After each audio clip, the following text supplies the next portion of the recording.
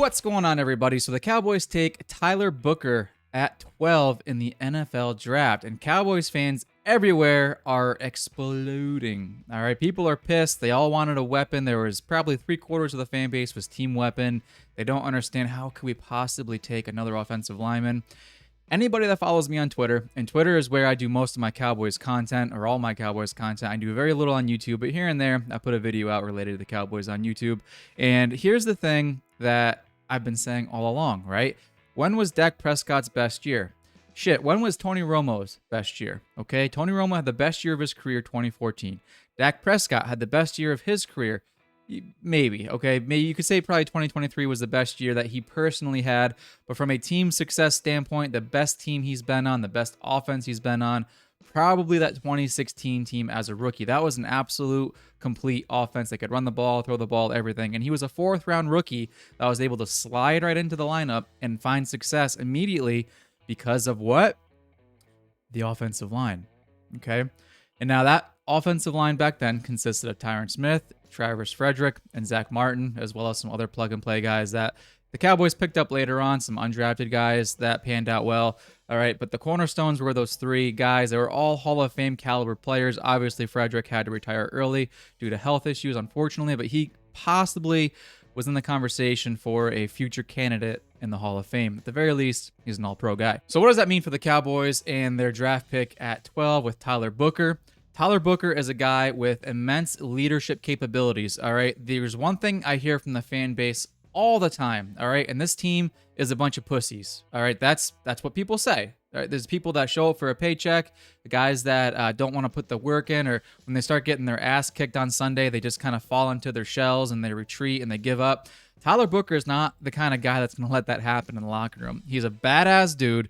He's an absolute leader of men, all right? And when you go look at his tape, he's already an elite pass blocker, and he's going to come in, slide in for Hoffman right away at the right guard spot and be an elite pass pro guy right in the middle there, which is immensely important when you have an aging quarterback like Dak Prescott who needs a solid pocket to throw the ball from. And when you talk about just nastiness, all right, he needs a little help in refining his technique in the run game, but he's a nasty run blocker. His athleticism leaves some to be desired, so if you're wanting guards that are going to pull out way far on the edge and block guys, he might not be that guy, but he's going to absolutely punish people all day long in the middle of that field, all right? And I'm very confident that he can develop quickly and refine that run blocking technique to be possibly an all-pro guy in just his first couple of seasons in the NFL. There's a lot of high hopes for this guy, all right? And now as far as the team weapons, once Teteroa McMillan was off the board, I think that dream kind of fell apart. I mean, you could have taken Golden there, but you saw Golden fall to the in the 20s, right, in the first round. So teams weren't necessarily vying up to get this guy. What I had hoped for was that maybe you could have traded back, and they tried to trade back with the Texans. Didn't work out. It sounded like it was a low ball offer, all right, which, whatever. Good for them for not accepting the low ball offer. However, I thought there was maybe an opportunity when Tyler Warren was on the board at 12. Everybody and their mom knew that the Colts wanted Tyler Warren. So I thought maybe there was a chance at 12 to maybe put your salesman hat on, maybe call the Colts up and say, hey, we know you want this guy. We're going to take him. If you want him, come get him. Give us a 4th-round pick. That's all we want. Just a 4th-round pick, and we're cool. But they didn't do that. They could have maybe gotten the horn with another team, knowing the Colts wanted Tyler Warren, and said, hey, we know the Colts at 14 are going to take this guy. If you want him, here's your chance to slide in now. Give us, if your pick, I don't know what the teams were, but maybe 18, 19, 20, somewhere around there. Give us a 3rd and next year's 4th, and we'll slide back. And I'm pretty confident the Cowboys could have still gotten Tyler Booker at that point. And what it sounds like from the evaluations across the league, GMs weren't jumping over each other to get a hold of this guy in the teens. So if the Cowboys could have traded back, that would have been an absolute home run at that point. They didn't do it. It is what it is. And the Cowboys got an absolute stud on the interior of the offensive line. Now, what I'm looking for moving forward is I want to see them draft a running back. I know people are talking about receiver. We need receivers. Believe me, I know. I know that we do. There's still some free agents out there. There's still talks of some trades that are festering out there that may be in the cards. All right, I want to see them in either round 2 or round 3 grab a running back that complements this offensive line. And what I mean by that, you can do that 2 ways, right? You can get an absolute bruiser to come in and run tough behind this offensive line and really punish the middle of defenses, or you can get a guy who you think can capitalize on these what should be some holes opening up in the middle of the field and maybe a speed guy, a quick guy who can capitalize on these big holes, like maybe a Henderson if he falls to you at 44.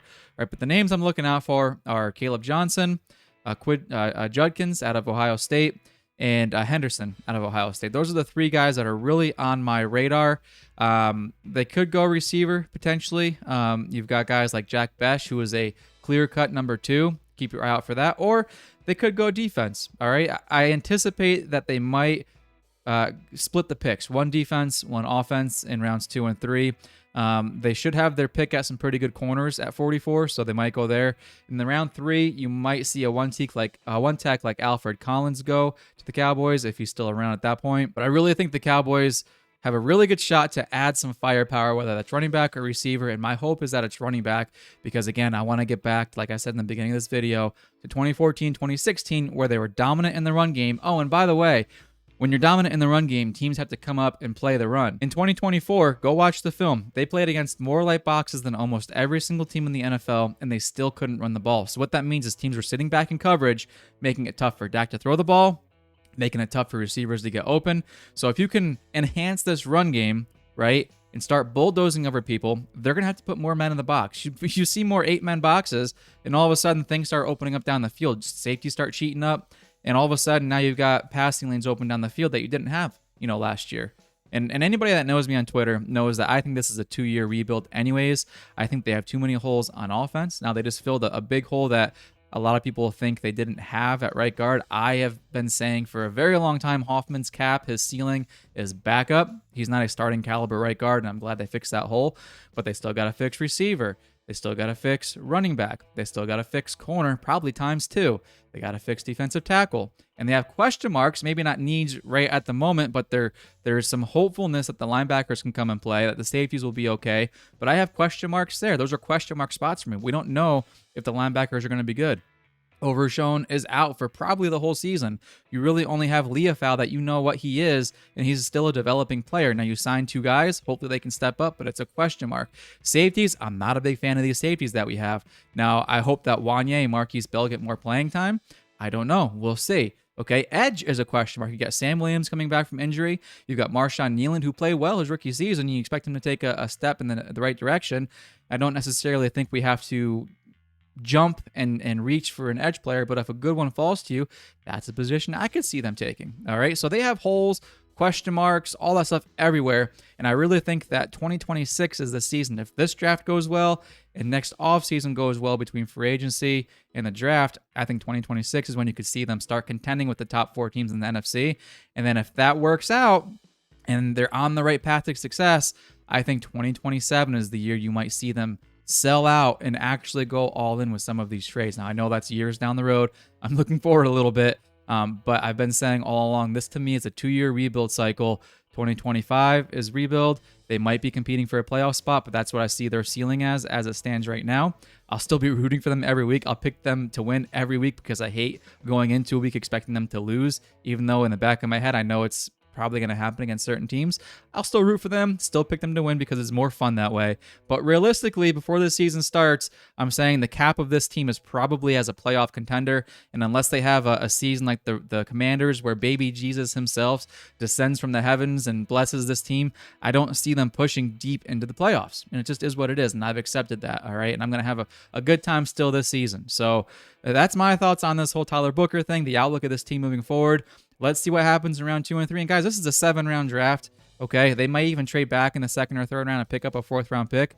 All right, so they might still have a guy they can grab in the 4th as well, on top of all the other players they pick. They've got some capital in the 5th and the 6th if they want to try to package some stuff together and maybe move up in the 2nd or 3rd round as well. So there's all sorts of possibilities here, guys. Let's not jump on this thing and call this season a disaster before it even begins.